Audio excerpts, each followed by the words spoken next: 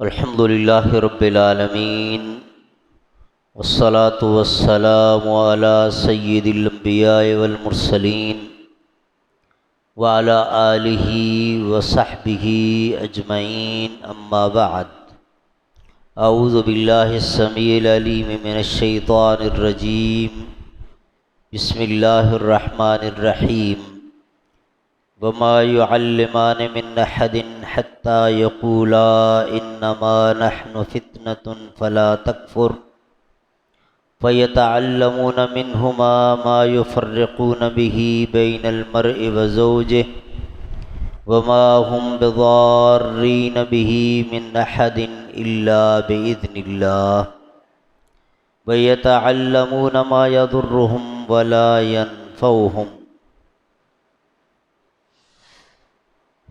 ہم نے آیات الاحکام پر درس شروع کیا تھا، وہ آیات کے جن میں اللہ مالک الملک نے ہمارے لیے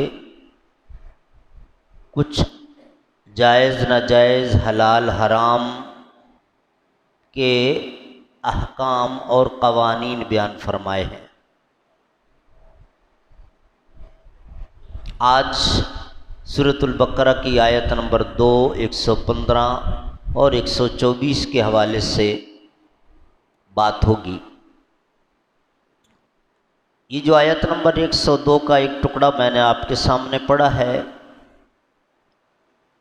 اس میں دو فرشتوں کا ذکر، ہاروت ماروت اور حضرت سلیمان علیہ السلام کے اس دور کا اور جادو کا ذکر ہے۔ اس آیت کی میں تفسیر کروں، لمبا وقت چاہیے،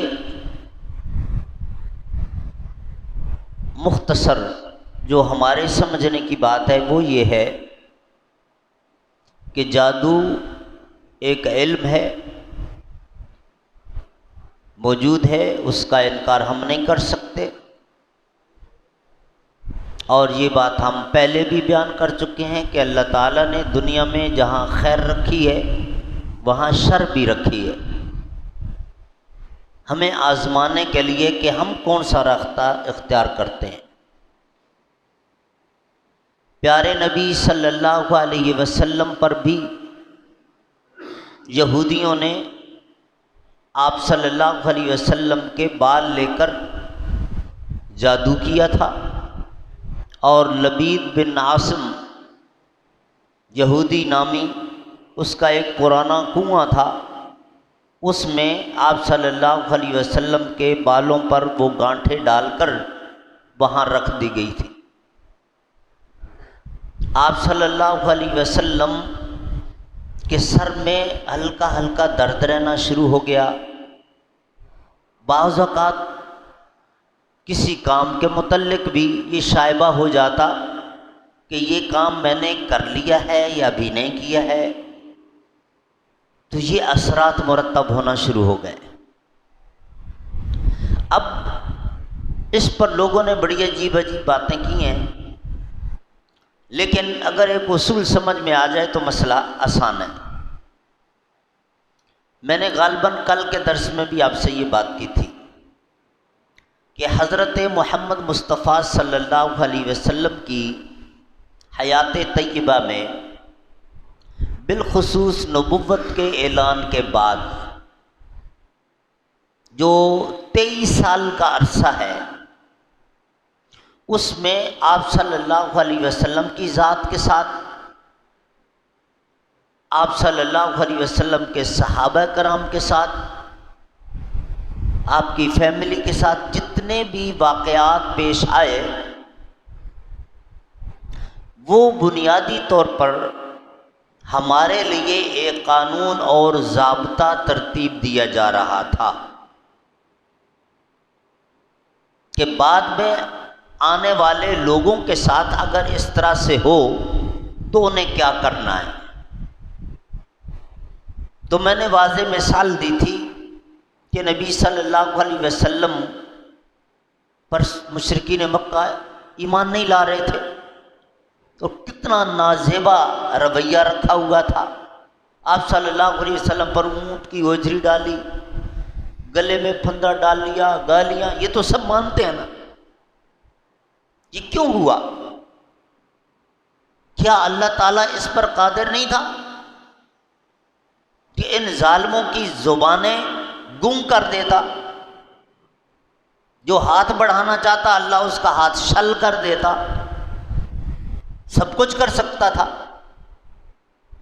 اور اللہ تو اس پر بھی قادر تھا کہ اللہ ان سب کے دلوں میں ایمان ڈال دیتا، وہ سارے کے سارے حضرت محمد صلی اللہ علیہ وسلم کے دیوانے ہو جاتے، کوئی بھی آپ کا مخالف نہ رہتا۔ اللہ اس پر بھی قادر تھا، لیکن اللہ نے ایسا نہیں کیا۔ وہ مخالف کیا دشمن رہے، انہوں نے جو حرکتیں کی آپ صلی اللہ علیہ وسلم کی ذات پر جو حملے کیے، ہمیں بتانے کے لیے کہ آپ کے ساتھ بھی ایسا ہوگا، تو اس وقت آپ نے کیا کرنا ہے۔ تو رسول اللہ صلی اللہ علیہ وسلم پر جادو کے جو اثرات ہوئے وہ صرف ہمارے لیے، ہمیں بتانے کے لیے کہ آپ کو آپ کے ساتھ ایسا ہو تو کیا کرنا ہے۔ چنانچہ آپ صلی اللہ علیہ وسلم پر سورۃ الفلق اور سورۃ الناس آخری 2 صورتیں نازل ہوئی تھیں، اور آپ صلی اللہ علیہ وسلم کو بتا دیا گیا تھا کہ آپ پر جادو کیا گیا ہے، یہ 2 صورتیں پڑھتے جائیں فلاں جگہ پہ وہ بال آپ کے رکھے ہوئے ہیں وہ نکلوائیں، اور اس کے بعد یہ صورتیں پڑھیں اور ان کی گانٹھیں کھولتے جائیں، اور اس طرح وہ اثرات زائل ہو گئے۔ تو ہمارے لیے اس بہانے سے یہ 2 صورتیں جادو کے علاج کے لیے نازل ہو گئیں، سورۃ الفلق اور سورۃ الناس۔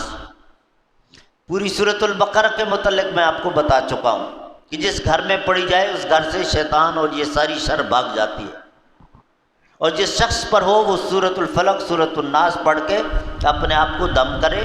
کسی مولوی صاحب، کسی عامل، کسی اس کے پاس جانے کی ضرورت نہیں ہے۔ یہ لوگوں نے بلا وجہ کے طریقے بنا لیے ہیں، یہ ٹھیکہ اللہ نے کسی کو نہیں دیا۔ ہم نے جو خود کام کرنے ہوتے ہیں خود نہیں کرتے کسی۔ اب تو حالت یہ ہو گئی ہے استخارہ بھی کسی اور سے، لوگوں نے بورڈ لگا دیے استخارہ کروائیں، جو خود کرنے کے کام ہے۔ تو بہرحال اس آیت میں اس جادو کا ذکر ہے۔ اس کے بعد جو آیت نمبر 115 ہے، وَلِلَّهِ الْمَشْرِقُ وَالْمَغْرِبُ فَأَيْنَمَا تُوَلُّوا فَثَمَّ وَجْهُ اللَّهِ إِنَّ اللَّهَ وَاسِعٌ عَلِيمٌ۔ یہ اگلا حکم ہے کہ اللہ تعالیٰ نے عبادت کے لیے ایک قبلہ بنایا۔ پہلے بیت المقدس تھا، اس کے بعد خانہ کعبہ بنایا، اور اگر بندہ وہاں موجود ہو پھر تو بالکل خانہ کعبہ کے سامنے منہ کر کے اس کو نماز پڑھنی ہے۔ لیکن اگر وہاں موجود نہ ہو، خانہ کعبہ سامنے نظر نہ آ رہا ہو، تو پھر اندازہ لگا کر کہ کعبۃ اللہ کس طرف ہے، اس طرف رخ کر کے پھر وہ نماز پڑھے گا۔ اب اس کے احکام میں بھی ایک چھوٹی سی بات ہے، وہ سمجھ لیجئے کہ یہ جو دور ہم بیٹھ کے، آج تو آلات آ گئے نا، شو قبلہ والا اور کمپاس آ گیا اور یہ ساری چیزیں آ گئیں، تو آپ ایگزیکٹ اینگل نکال لیتے ہیں، زاویہ نکال لیتے ہیں، لکیر کھینچ لیتے ہیں۔ لیکن آج سے پہلے یہ نہیں تھے، تو ان لوگوں کی نمازیں کہاں گئیں؟ پھر سفر میں ہیں، اپنے دیہات میں بھی بیٹھے ہیں، تو اللہ رب العالمین نے اس بات کا پابند نہیں کیا، ہمیں بڑی رخصت دی ہے۔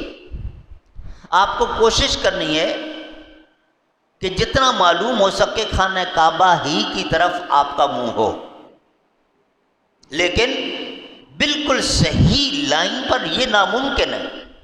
اور یہ جو اس وقت آلے بن گئے ہیں، ان کی بھی کیا گارنٹی ہے؟ لہذا رخ اس طرف ہونا چاہیے، ڈائریکشن وہ ہونی چاہیے، وہ اینگل تو ناممکن ہے۔ تو تھوڑا بہت مسجد بہت ساری جگہ پہ لوگوں نے مسجدیں توڑوا دیں کہ وہ جی اس کا قبلہ صحیح نہیں. نماز ایک بندے نے تھوڑا سا ادھر کر کے لوگوں نے شور مچانا شروع کر دیا. کس طرح منہ کر کے؟ تو اندازاً معلوم اپنی طرف سے کوشش کرنی چاہیے کہ صحیح رخ ہو، لیکن ایسا ناممکن ہے کہ بالکل 100% آپ اس زاویے پر کھڑے ہوں کہ آپ کا رخ خانہ کعبہ کی طرف جا رہا ہو. اس کے بعد آیت نمبر 124 ہے، بس یہ آخری آیت آج کے حوالے سے، آج کے درس کے حوالے سے، جس میں اللہ رب العالمین نے ارشاد فرمایا،